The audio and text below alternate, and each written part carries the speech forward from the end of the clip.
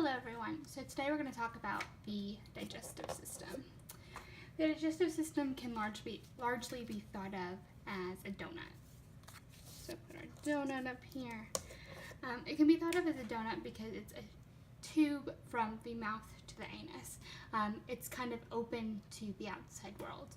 But just like a donut, we have the more plain parts, the tubing, but then we also have some accessories like chocolate syrup and sprinkles that make our donut interesting and better. In the actual digestive system, that's referring to accessory organs. So our main donut, our digestive system, again mouth to anus, is known as the alimentary tract, or the alimentary digestive system, and then the sprinkles and icing would be referred to as accessory organs. You want to think of these like your teeth and your gallbladder and your pancreas, things like that make digestion possible. So now that we've laid a basis of how we can think of our digestive system, let's get into what it actually looks like. So I'm going to scoot this over and let's look at it.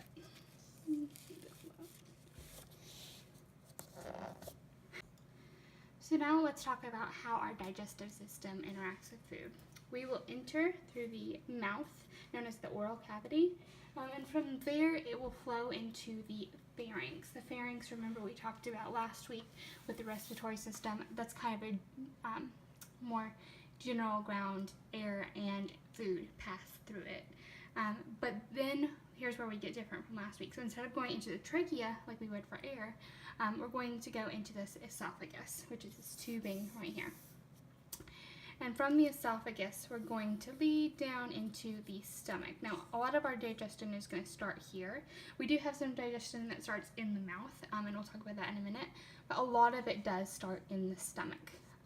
So we're going to be here for quite a while, and then we're going to go and dump into the small intestine.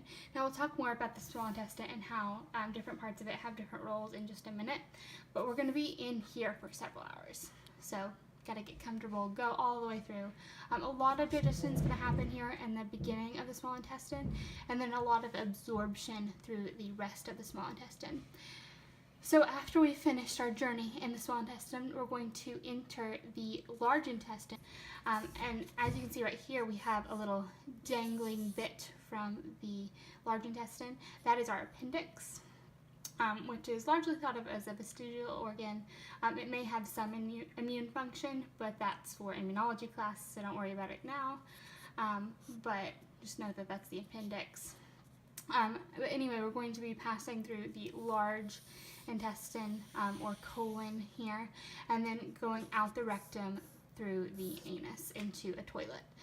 So that's kind of how we flow through the digestive system. Again, that's mouth to esophagus to stomach, to small intestine to large intestine to rectum to anus. And then from the anus we'll go to the toilet.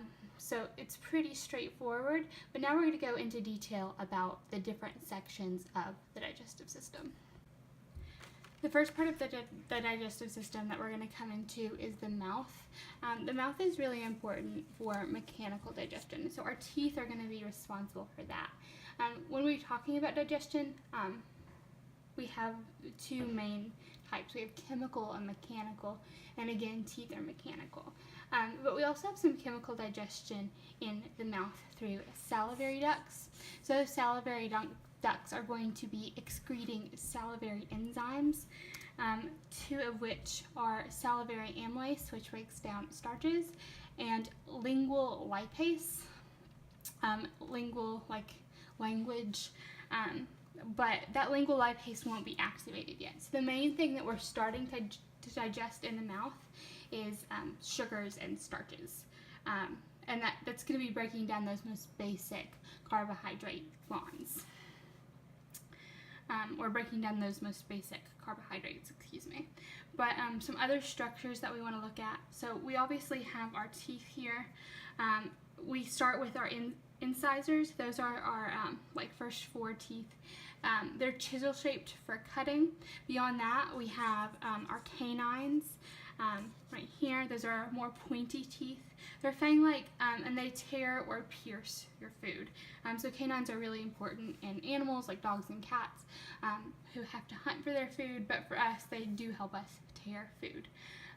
Premolars or bicuspids are broad crowns with rounded cusps, and they function to grind and crush, and those are directly behind your canines. And behind that, we have our molars. So those are the same basic shape as our premolars, broad crowns with rounded cusps, but these are going to be our best grinders, those teeth.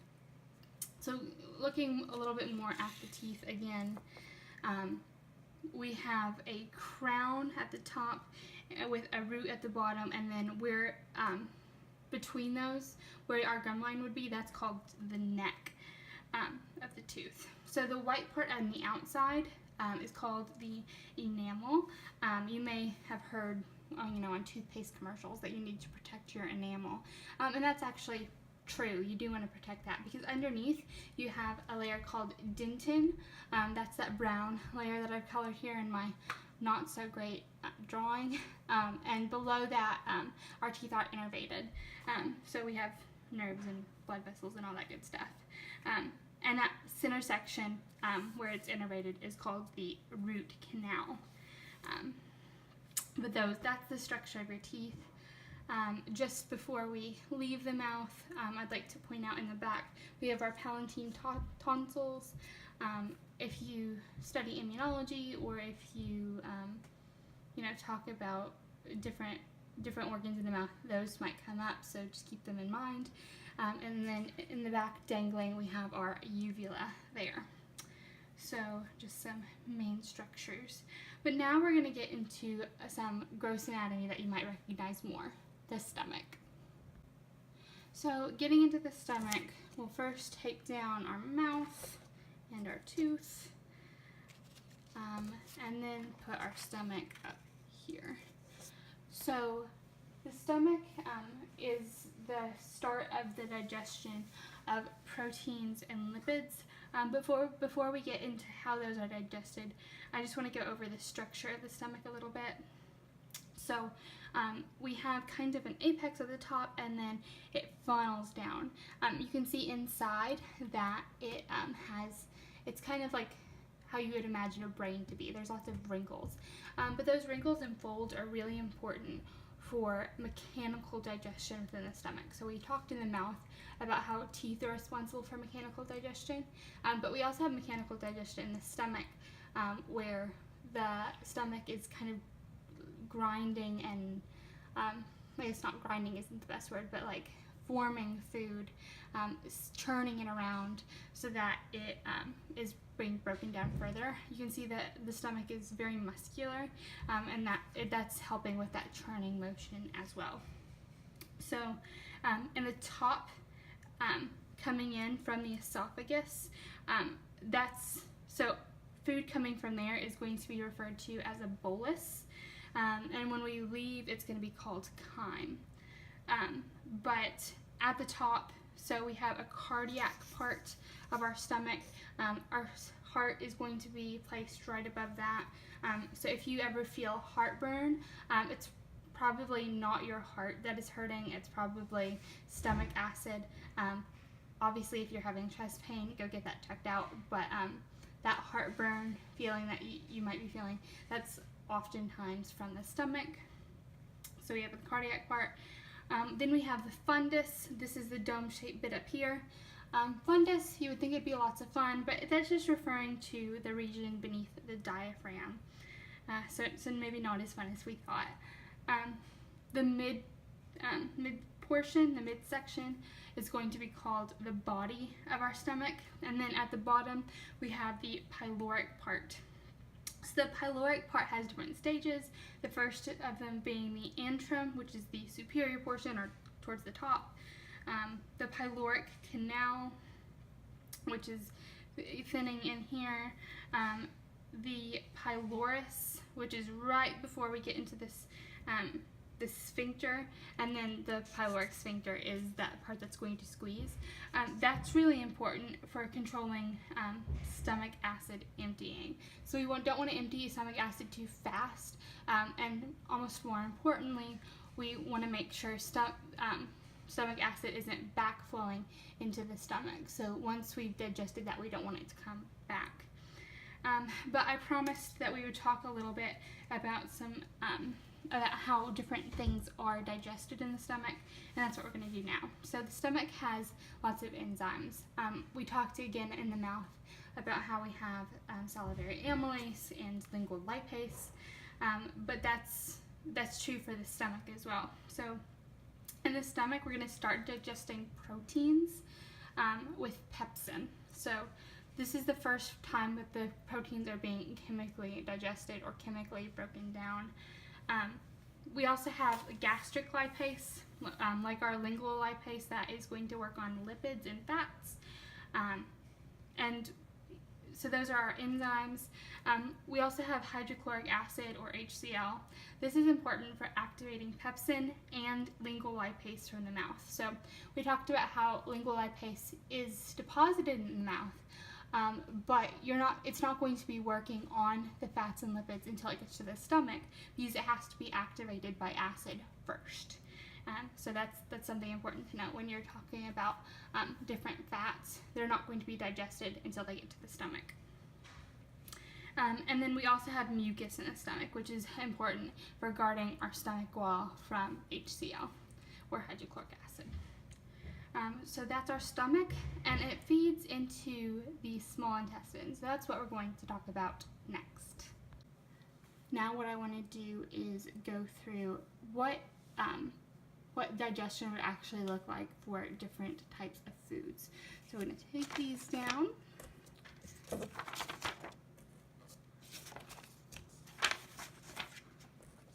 And we're going to look at it. So let's say for breakfast this morning you decided you wanted to have eggs. So eggs are full of protein. They also have lots of fat, but protein is what we're going to focus on for today. So thinking about as it entered the body, as it entered our digestive system, keep this over here handy, where is it going to be digested? So in the mouth, we're not really going to be getting any chemical digestion. We'll be getting some mechanical with the teeth, but again, no chemical. But as we go down through the pharynx and the esophagus, when we hit the stomach, that is where we're going to be getting digestion of proteins with our pepsin, which is activated by hydrochloric acid. That'll be further broken down as we go through the small intestine, but our main source of digestion for proteins is in the stomach with pepsin again. So that was our breakfast. For lunch, let's say you decided to have a PB&J. PB&Js are great. That's what I had all the way through elementary school, and a lot of times still. It's a classic. So we're going to talk about the bread from that. Bread is a type of carbohydrate, specifically a starch. So we're going to start digesting your bread in your mouth with salivary amylase. This is going to start breaking down some of those simple sugars so that we can use them in the body, but we're not entirely digesting it here. From there, it'll go down into the stomach, where we're going to get some more mechanical digestion of the churning of the stomach again, and being in that very acidic environment. But the big area of digestion for this bread is going to be in the small intestine, where we have pancreatic amylase, and that's really going to work on those larger starches, those larger carbohydrates. So that is our lunch.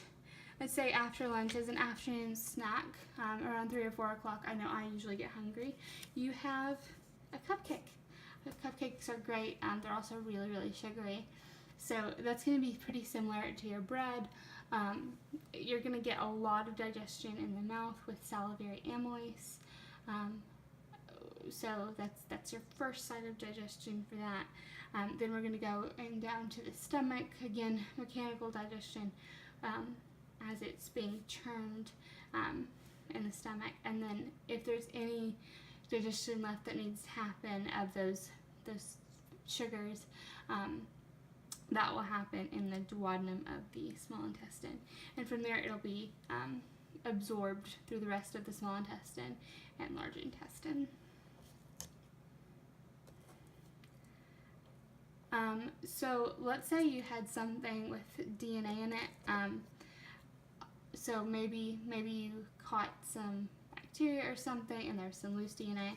I'm not really sure what that would be, but anyway, so let's say you have some DNA you need to digest. Where is that going to be digested? So this one is kind of later in the game. We're not really going to get any major chemical digestion in the mouth and the stomach. But once you get to the small intestine, again, that duodenum is going to work wonders with the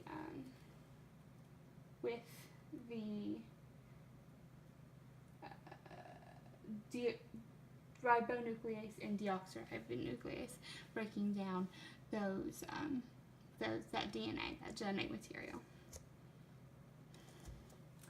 And finally, for dinner, let's say you have a hamburger, and on that hamburger you add guacamole, which is of course made out of avocados. Avocados are really nice, healthy fat. They're great for you.